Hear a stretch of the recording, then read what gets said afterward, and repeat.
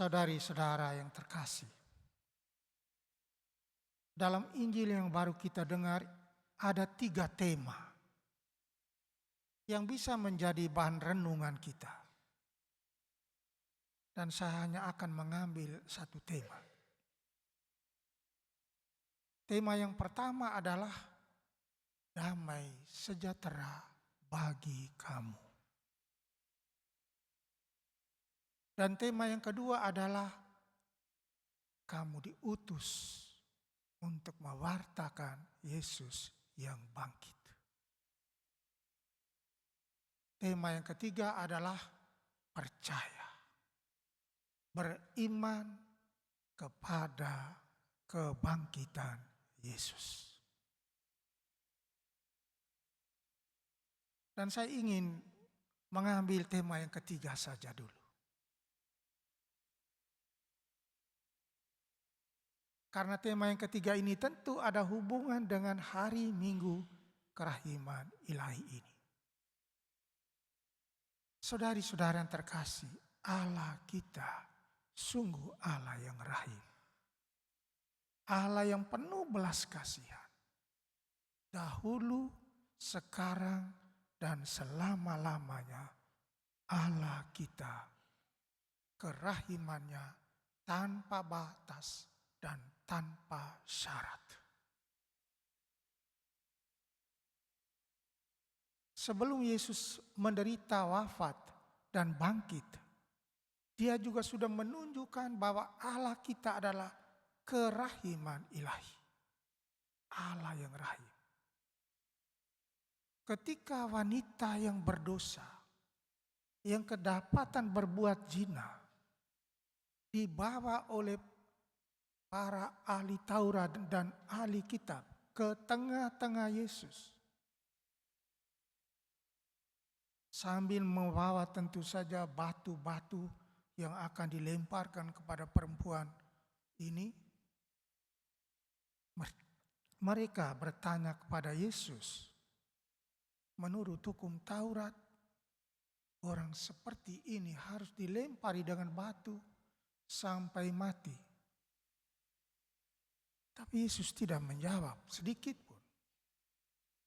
Dan karena mereka mendesak-desak terus, Yesus bangkit berdiri dan berkata, siapa yang tidak berdosa, hendaklah ia yang pertama melemparkan batu kepada orang ini, pada wanita ini. Dan mereka disadarkan kembali. Tak ada seorang pun yang tidak berdosa. Saudari-saudara, apa yang kita belajar di sini? Belas kasih Yesus.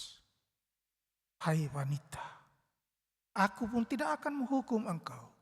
Tetapi pergilah, jangan berbuat dosa lagi, mulai sekarang. Belas kasih.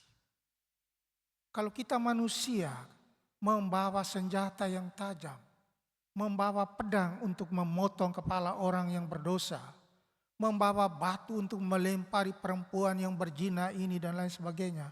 Tidak dengan Yesus. Dia membawa kasih, belas kasih. Dia membawa kerahiman ilahi. Ketika Petrus pada malam terakhir Yesus menderita, wafat, menyangkal Yesus 3 kali. Apa yang Yesus lakukan? Yesus tidak mengeluarkan Petrus dari kelompoknya. Tidak. Yesus bertemu dengan Petrus dan memandang dia dengan penuh belas kasih, penuh kasih. Dan tatapan kasih itu membuat Petrus menangis terseduh-seduh. Tatapan kasih, tatapan belas kasih itu membuat Petrus kembali bertobat. Tatapan Yesus itu memanggil kembali Petrus kepada pertobatan. Ketika Yesus telah bangkit dari antara orang mati, ada lagi.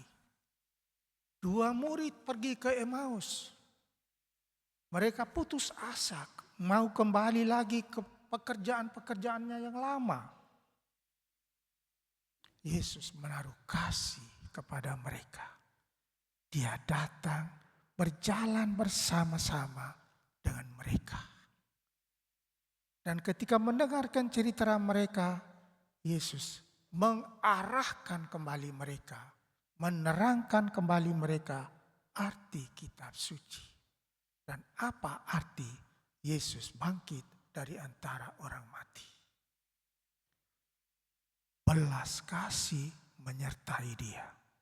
Maka dia bersama-sama berjalan dengan mereka dan sampai di Emmaus.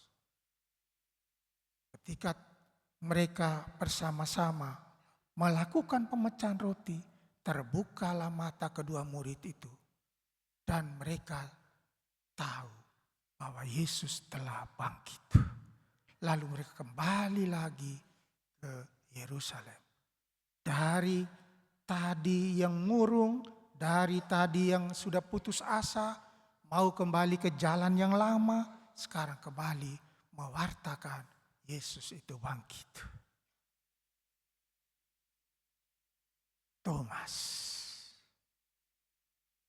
Thomas juga demikian.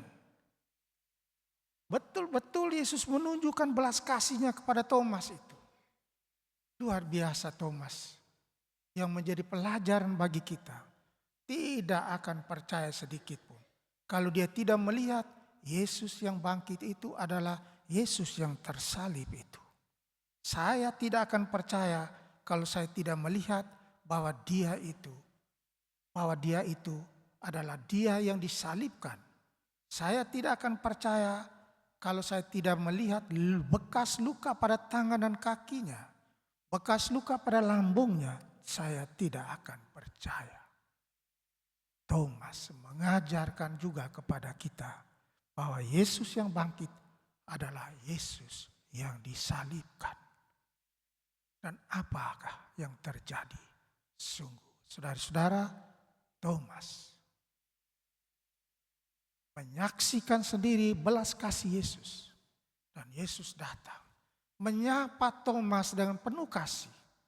Thomas, mari. Cocokkanlah jarimu pada lukaku, pada lambungku. Dan percayalah. Dan Thomas mati kutu. Thomas tidak dapat berbuat apa-apa. Begitu dahsyat belas kasih Yesus itu. Thomas hanya mengakui, ya Tuhanku dan Allahku. Saudari-saudara yang terkasih, kita belajar belas kasih Yesus itu. Seperti yang sudah diwariskan juga oleh Bapak Suci Paus Fransiskus kepada kita. Melihat kedahsyatan belas kasih Allah itu pada setiap orang yang mungkin melakukan kejahatan. Karena apa? Karena belas kasih itu senantiasa bermuara pada pertobatan. Setiap orang yang mengalami belas kasih, dia akan bertobat.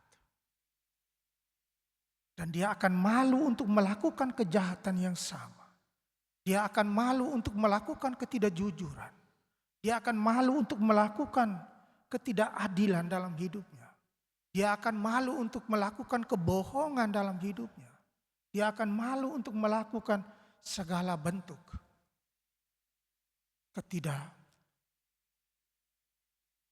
ketidakadilan dan cinta kasih dalam hidup manusia.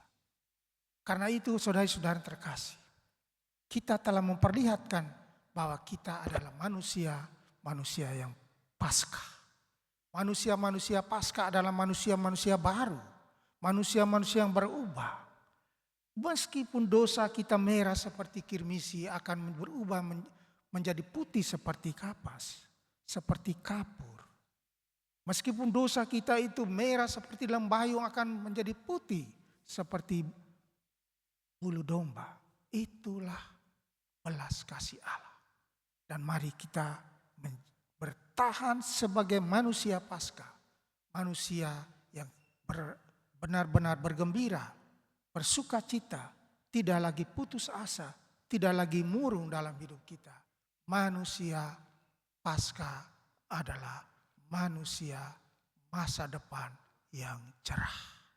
Tuhan memberkati.